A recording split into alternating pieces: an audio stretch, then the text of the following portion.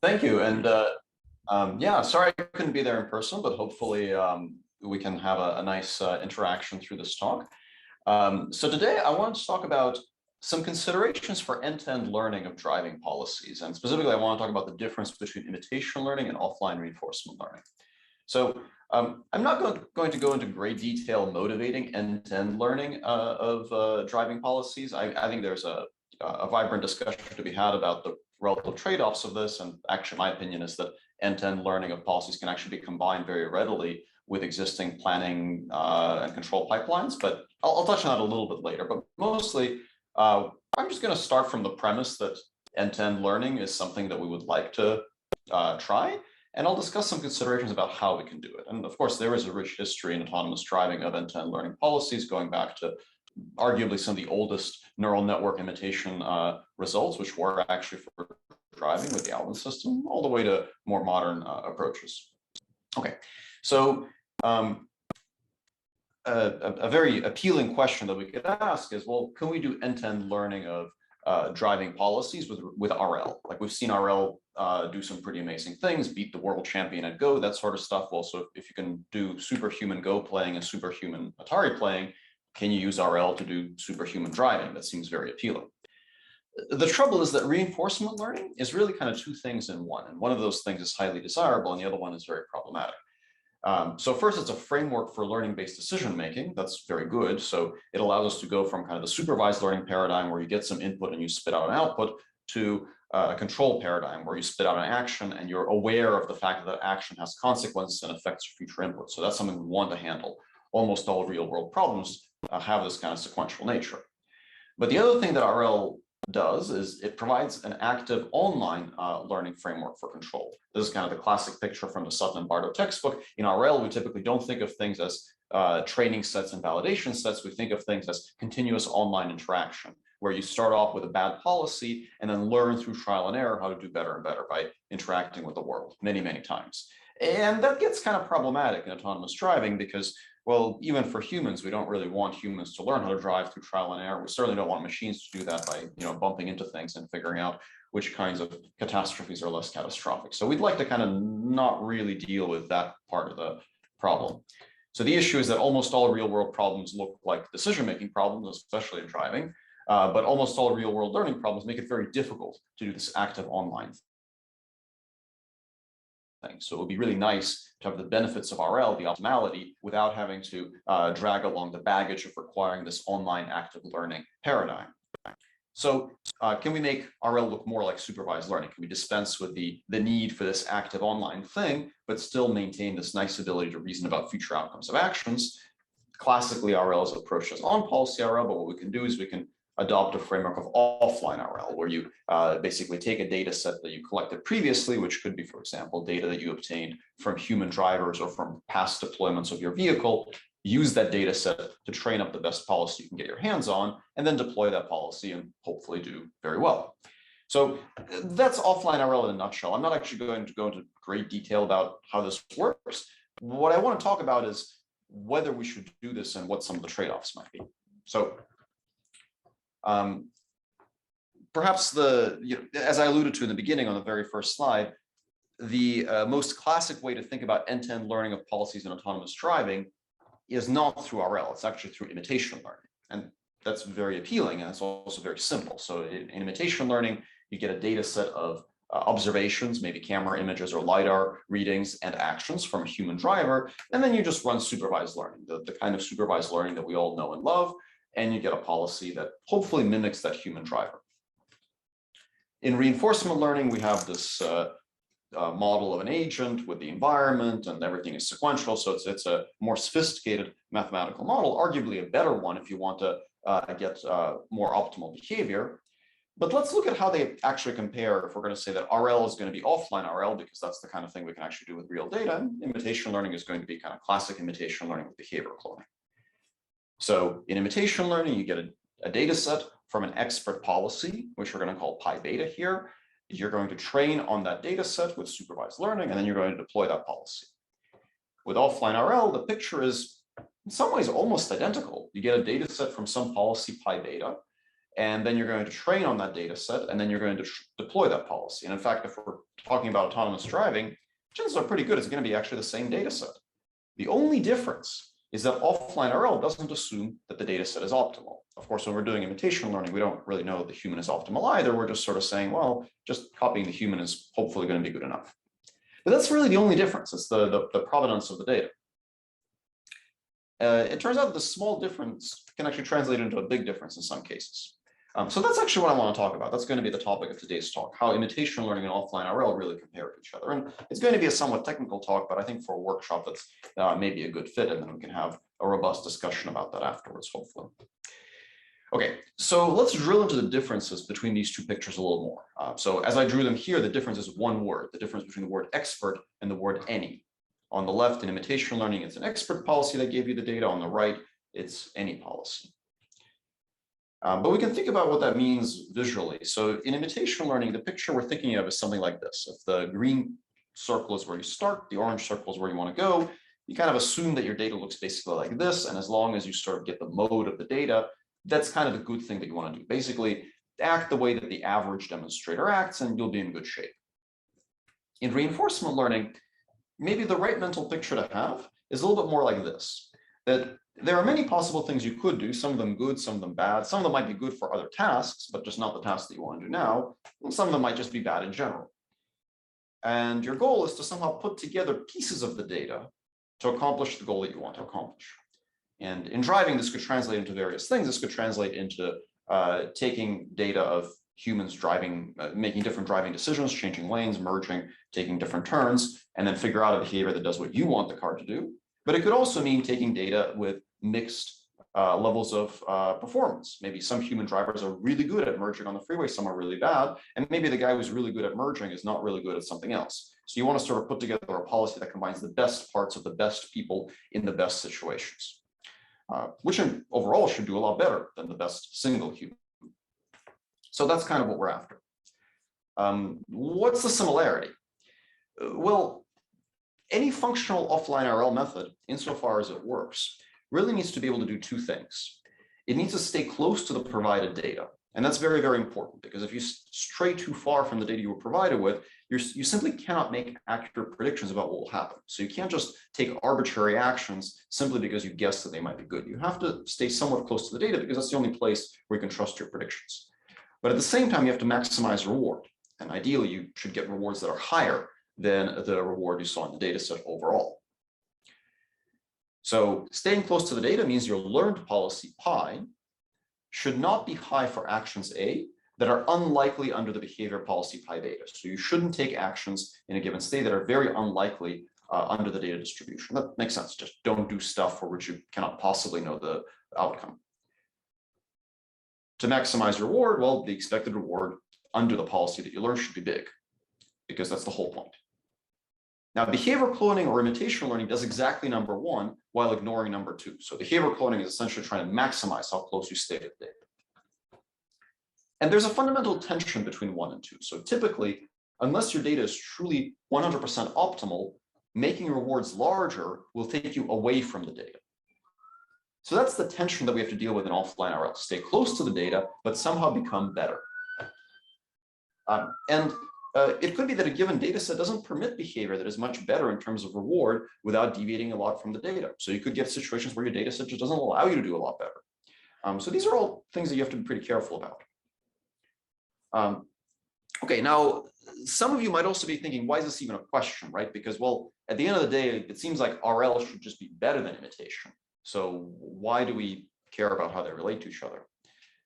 Well, this comes back to the big reason why imitation learning is actually so popular, because behavior cloning is really simple and easy to use. And that's why some of the earliest end-to-end autonomous driving systems use behavior cloning. It's very stable because it's just supervised learning. It's comparatively easy to debug and validate using validation sets and all that good stuff. And it scales well to large data sets. And for this reason, certainly, outside of navigation and driving, in domains like robotic manipulation, imitation learning methods have had great success for all sorts of very complex open world tasks.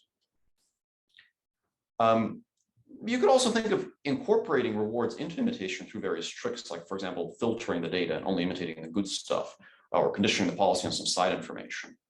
So it seems like we would really prefer to use imitation learning if possible, and that makes it very important to answer the question, are there actually benefits to doing offline RL, and when are those benefits actually significant?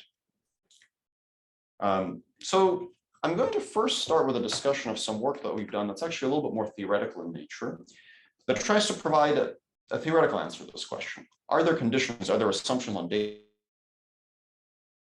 sets and MDPs when we can prove that offline RL will be better than imitation learning?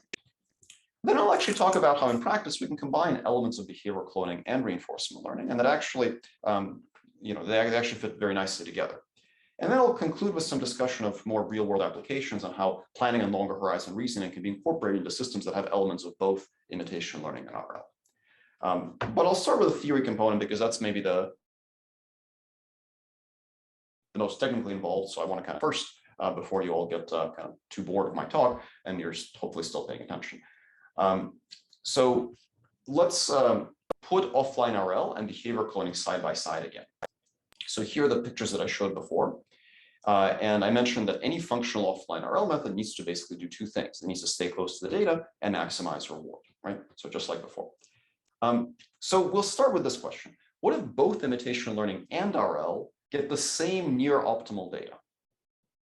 Under this view of the world, it actually seems a little perplexing why we might care about RL in this setting at all, because if we get near optimal data, shouldn't we just use imitation learning? To understand this question, we have to first talk a little bit about why imitation learning is difficult, or behavioral cloning. Why is behavioral cloning difficult? And the classic kind of intuitive explanation is that if we take this black curve to be a ground truth training trajectory, and take the red line to be a rollout from a policy that was trained on this trajectory, if you train on this trajectory, you'll make some small mistake, right? Every supervised learning method makes at least a small mistake. And the trouble with sequential processes is that once you make a small mistake, you'll find yourself in a state that is a little different than the state you've seen before. And because it's more out of distribution, you'll make a larger mistake. And these mistakes will compound until, if your trajectory is long enough, eventually you'll make some really, really big mistakes. And we can formalize this. Typically, the way that we formalize this is we construct some worst case MDP, and we show that in these worst case MDPs, really bad stuff happens. So a really simple example is the so-called tightrope walker, sometimes also called the cliff walk. So the idea is that you have this grid world, the gray dots represent the tightrope, and if you fall off the tightrope, if you go up or down, then you're gone forever. So you have to always move exactly to the right, and then you can easily quantify your regret in terms of your probability of not moving to the right, right? So let's say that your cost is 1 if you fall, and your training data shows you optimal behavior. So in the training data, you're always walking to the right, and you make some simple assumption on your learning algorithm. You say that, well, I believe that my learning algorithm will make mistakes with probability no more than epsilon. And that's very reasonable. So you're basically saying my error is going to be epsilon. But that's a per time step error. So then if you want to quantify your total cost, well, it's the cost you incur at the first time step, which is epsilon if you fall. So with probability epsilon you fall, you get a cost of 1. So that adds an epsilon term. And then 1 minus epsilon times everything that happens afterwards. So you get a 1 minus epsilon times whatever happens at the second time step, which is again epsilon probability if you fall, 1 minus epsilon otherwise, and so on and so on and so on. So you get these capital H terms that are each in the order of epsilon. So you expect your total cost to be on the order of epsilon H. Now, this is kind of bad news because this means that the longer your trajectory is, the larger your regret. So it increases linearly with the length of the trajectory. Some of you may have seen a quadratic bound. The quadratic bound works exactly the same way. The quadratic bound is just for the number of mistakes. So here I'm saying your cost is 1 if you fall. You could also say your cost is H if you fall because you remain on the ground for H remaining steps. So those of you that are familiar with a squared bound, it's exactly the same amount. But we're going for this version where you either succeed or fail. So your cost is either 0 or 1 for the whole trajectory. And then the bound is linear epsilon H. Okay. So that's kind of the worst case imitation learning result, epsilon H, and that's pretty bad. Like, this is not good news. So the question is, could RL conceivably do better? Well, there are a few intuitive reasons for why it might. So value-based offline RL incorporates dynamics into the update, and hence it's aware of the consequences of actions. So you can imagine that if you're aware of the consequences of your actions, you might know that falling off the tightrope is really bad. The problem with falling off the tightrope is not just that you didn't match what the expert did, is that you actually fell and hurt yourself, and that's a really bad thing. So maybe some critical actions are more important than others. And we'll come back to this concept.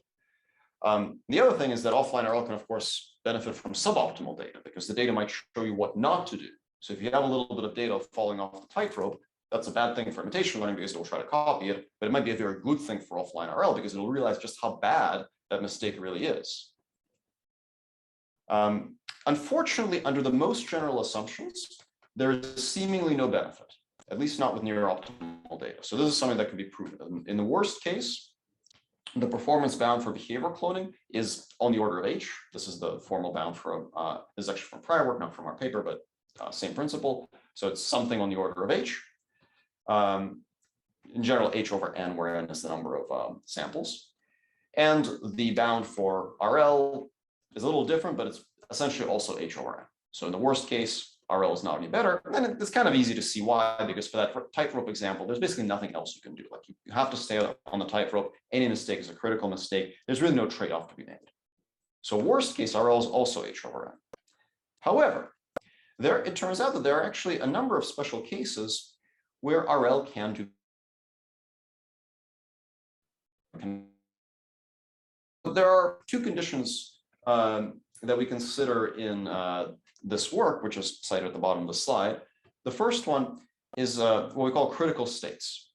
So basically, a state is said to be non-critical if all actions at that state are about equally good. And then if that's not the case, then it's a critical state. That's actually a fairly strict definition. You can imagine some sort of more lax definition where it can be partially critical, where like a set of actions are all equal. But here, this is the harshest definition. Basically, it's non-critical only if all actions are comparably good.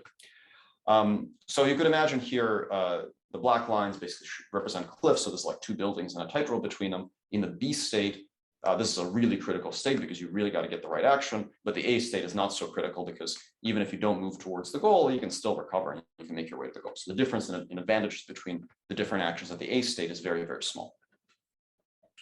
And we're going to use P subscript C to denote the fraction of critical states in the data set. So if the number is 0 or 1, if it's 1, then all states are critical. If it's 0, none of the states are critical. In the tightrope walker, PC is 1. It turns out that in this case, we can derive a bound that shows that the error, the suboptimality of offline RL is going to scale as PC times H over N. This is kind of the leading term. And now what this suggests is that for certain values of PC, this might actually be a lot better. So for example, what if PC is on the order of 1 over root H? So 1 over root H is the fraction of critical states in your MTP, in your data set. Well, now you're going to scale with O of root H. That's much better than O of H. And so the important thing here is that you need the number of critical states to not be too large. You also need it to not be too low, because if the number of critical states is too low, then sort of nothing matters. So then everything will be comparable. But if it's kind of medium, if it's, let's say, on the order of 1 over root H, then you can do better. So the kind of insight here is that offline RL is preferred over BC, even for near expert data, when there is kind of a moderate number of critical states. The second condition that we analyze is when you have slightly suboptimal data. So the way that we do this analysis is we introduce this coefficient B. So roughly speaking, you can think of B as a representation of the coverage of your data. So it's a number in this range. If B is small, then your data is more optimal. If B is large, then your data is suboptimal. So you can almost think of it as like a feathering factor that sort of adds a little bit of noise around optimal behavior. And again, there's a trade-off here. If your data is too optimal, then you don't see bad stuff and you can't learn from bad stuff. If your data is too suboptimal, then you only see bad stuff and then you can't learn much at all. So again, the observation is that a medium value of B, for example, in the order of root H over N, actually leads to a better bound. So offline RL outperforms behavior cloning of the expert on long horizon tasks when provided with some amount of greater coverage, some amount of noise added to the expert. Okay. So these are the two theoretical observations. And we actually show in the paper that these theoretical observations across a range of benchmark tasks do actually hold out in practice. However, one of the things that tends to happen, I mentioned before that one of the advantages of imitation learning is that it's very simple and easy to tune. Offline RL is not simple and it's not easy to tune. So it turns out that to fully realize these advantages, even under conditions that satisfy these assumptions, you have to develop a somewhat clever offline tuning scheme, essentially an analog to a training and validation split for offline RL. It's not exactly the same, but it's kind of a similar principle. And then you can actually get these benefits and get a well-tuned, in this case, conservative Q-learning implementation to do quite a bit better than behavioral cloning, even when training on optimal or near optimal data, so that it kind of bears out in practice. All right, so that's the theoretical portion of the talk. Now let me tell you a little bit about some kind of more maybe practical ideas that can combine elements of imitation learning and RL. So I mentioned before that any functional offline RL method needs to do these two things. It needs to stay close to the data, and it needs to maximize reward. Well, one of the ways that we can actually do this, besides kind of classical value-based offline RL methods, is we could actually combine behavioral cloning with RL by using behavioral cloning to do step one, and then using planning inside of the behavioral clone distribution to do step two. So this is a kind of a two-step approach to offline RL that turns out to be quite well suited, especially for autonomous driving problems. So step one is to fit a density model to the data. This is basically imitation learning. And then step two is do some sort of planning intuitively inside of this data distribution. Basically plan with a cost term that says, don't go too far outside of this model that you just fitted. And I'm going to talk about two instantiations of this idea. The first is called deep imitative models, which fits a normalizing flow distribution to the data, and then finds high probability trajectories through gradient descent. And then a more recent work called trajectory transformer, which uses a large transformer model, tokenized model, to fit the data distribution, and then uses beam search. But they're both based on the same idea. Step one, fit a density model to the data, and step two, do some kind of planning inside of this density model.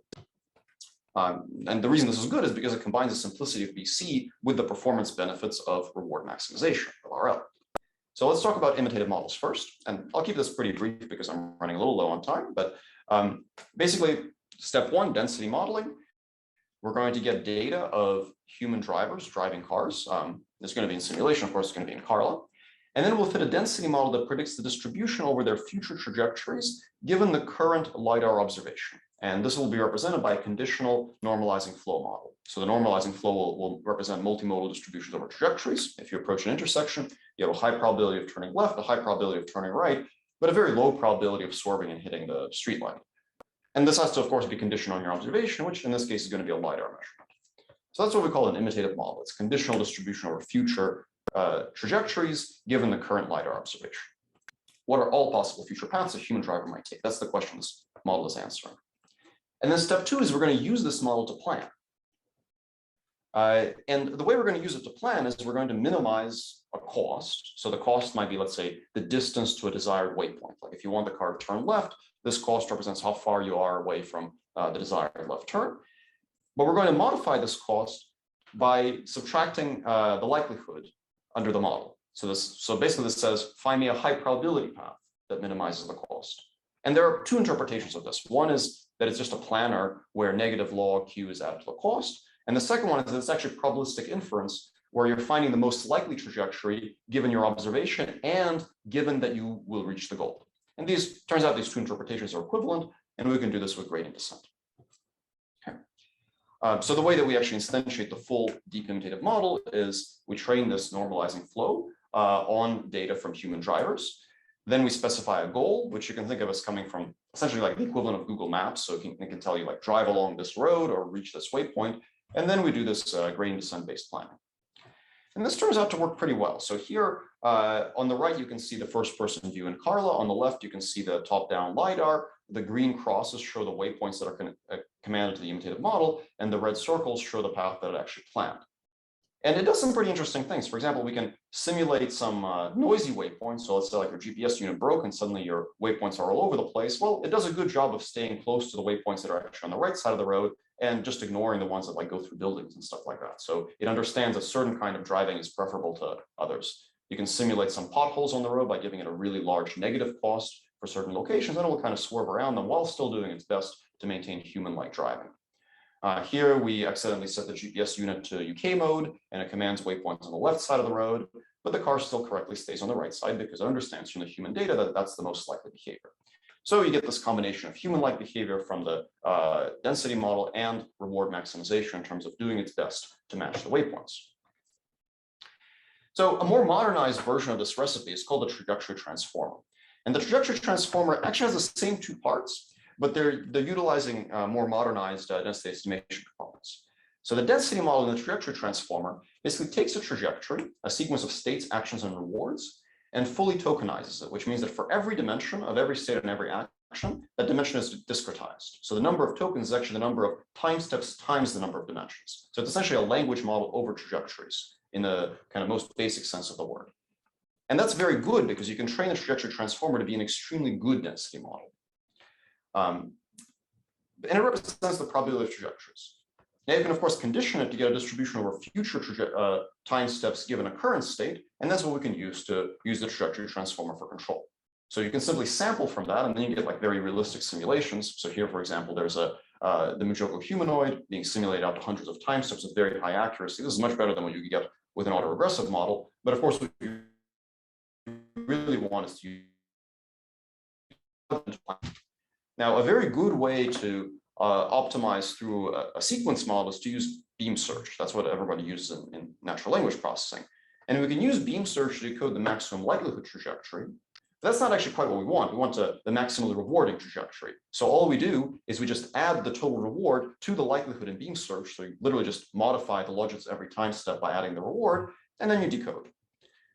If you want a longer horizon planner, you can also put a terminal value function at the end from any value-based method, and that helps with longer horizons. So the trajectory transformer does very well, especially on longer horizon sparse reward tasks. So these are the ant maze tasks from the D4RL data set. They're kind of navigation tasks where you have to stitch together parts of different trajectories.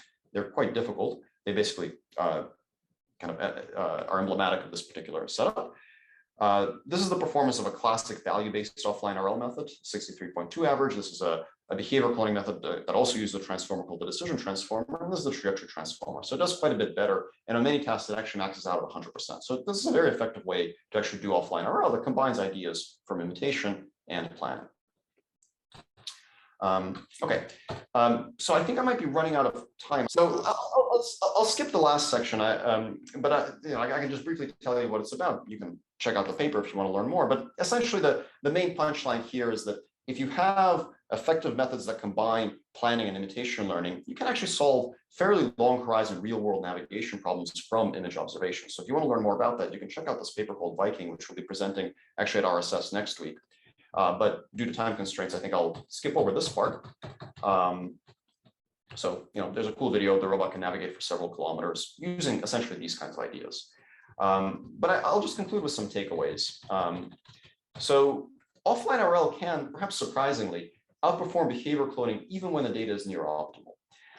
And in practice, we can actually combine some of the ideas from behavior cloning and planning to derive methods that can solve offline RL problems. So you can, of course, do offline RL with value-based methods, but if you really like the simplicity of imitation learning techniques, you can essentially develop methods that plan inside an imitative model. And that can work very well. You can also incorporate longer horizon planning to solve even more complex tasks. But if there's a higher level takeaway from this talk is that we should really think about end-to-end control as a sequential decision-making problem. Imitation learning by itself is, of course, very appealing, but you can do a lot better if you really show that hard to take advantage of that. So there are many ways to instantiate this, but they're all basically based around the idea that you want to stay close to the data distribution and then have some kind of planning to get higher rewards, either explicitly or implicitly through kind of classic RL-based methods. I'd like to thank the students that carried out this research, and of course, I'd like to thank all of you for listening.